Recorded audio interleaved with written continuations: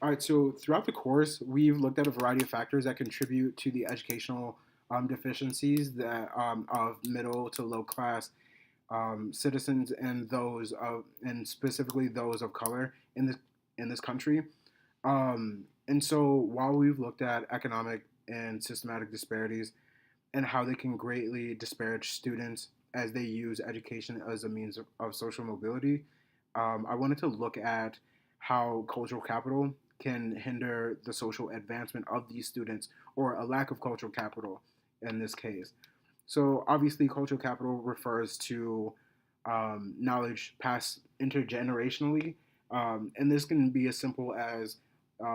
like study skills, um, ACT prep, or even how to like maneuver the transition from high school to college. And so obviously the attainment of this kind of capital comes through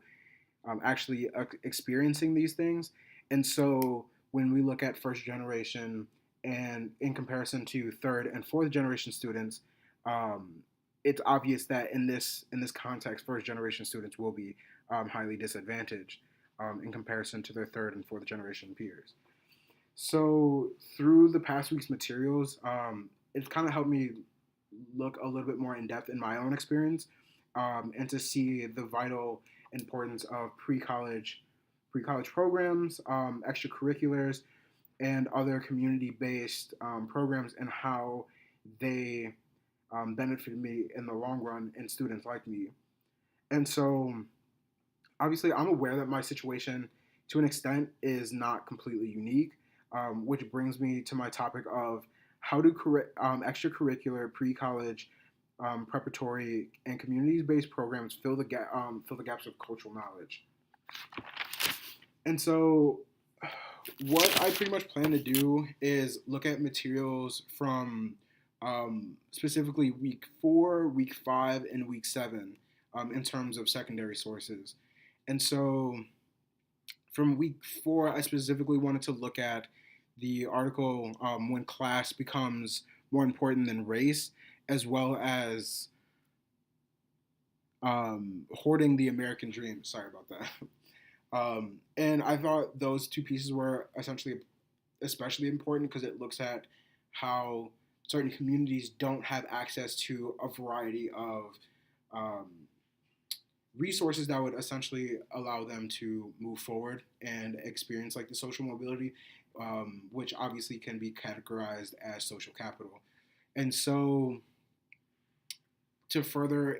do investigation, I wanted to look at other primary sources, which would manifest themselves as like data that I could pull from the PEO program, also AVID, and Posse, which are different pre-college programs that either offer scholarship as well as college prep type courses that help first generation and low income students maneuver and navigate their way into college and help them actually like maybe apply and fill out scholarships and give them information that their parents may not necessarily have. And it's even as simple as like giving them study skills or exposing them to other on campus or um, just like educational related topics that allow for them to